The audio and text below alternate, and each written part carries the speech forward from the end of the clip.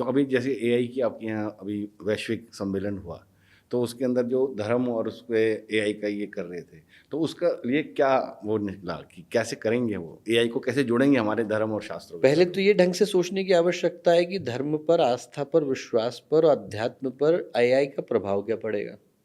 अभी तो इस विषय पर सोच ही कोई नहीं रहा है। जो प्रभाव है वो हम टेक्नोलॉजी की दृष्टि से असेस कर रहे हैं। ये कोई नहीं कर रहा है कि उसका नैतिकता पर क्या प्रभाव पड़ेगा, और नैतिकता पर हमारे जाने अनजाने प्रभाव पड़ ही रहा है। आप जरा सोच करके देखिए कि जब बेल्जियम में एक व्यक्ति को जो थेरेपी ले रहा था, उसको एआई ने सुइसाइड करा दिया। अटेम्प्ट नहीं, he committed suicide because AI prompted him to do so. प्रभाव पड़ रहा है।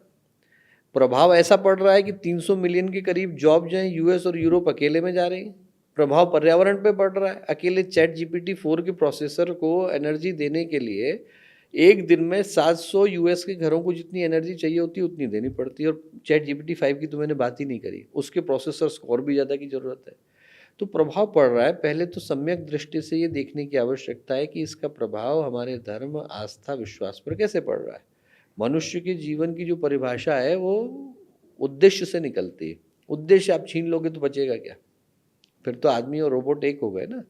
तो वहाँ पर आपको सोचने की आवश्यकता, इन सारे विषयों पर सम्यक निर्धारण करने की आवश्यकता है। तब ये सोचा जा सकता है कि एआई का कहाँ उपयोग है और कहाँ पर नहीं है। तो एआई के साथ तो जैसे अभी यहाँ तो ट्रेनिंग इंस्टीट्यूट खुल गए हैं हमारे भारत के अंदर। लोग कह रहे हैं कि एआई को के साथ हम ज़्यादा एडवांस ट्रेनिंग के साथ आएँ। कॉर्पोरेट ट्रेनिंग शुरू हो चुकी है, लेकिन उसका भी एक दुष्प्रभाव तो पड़ेगा ही पड़ेगा। युवाओं की नौकरी जाने का खतरा तो चल ही रहा है।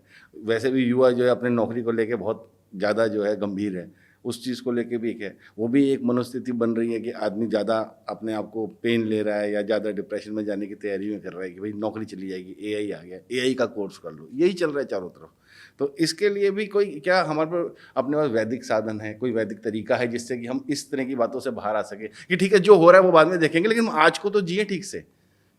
वैदिक जो चिंतन है इस मामले में बड़ा स्पष्ट है। वैदिक चिंतन ये है कि भाई कल को हम लोग जब पैदल चला करते थे, फिर हम घोड़े पे चलने लग गए, फिर हम गाड़ी पे चलने लग गए, फिर हवाई जहाज पे चलने लग गए।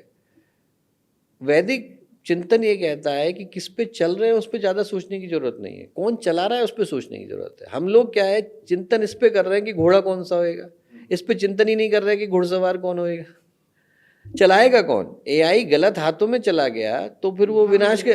न्यूक्लियर जब एनर्जी आई तो लोगों ने कहा it is the biggest gift to humanity. Read the book of Oppenheimer. Oppenheimer ने उसको कहा यही था कि it is the gift to humanity. और जब उससे हैवोक आया, जब उसके बाद अपना हिरोशिमा और नागासाकी पर बम गिरे और हजारों लोगों की जिंदगी गई, तब फिर न्यूक्लियर डिसआर्मामेंट की बात होनी शुरू हुई। तो हमारा कहना है कि भाई परमाणु बम गिरे तभी हम चेतें, जरूरी थोड़े ही, पहले भी तो सोचने की आवश्यकता है।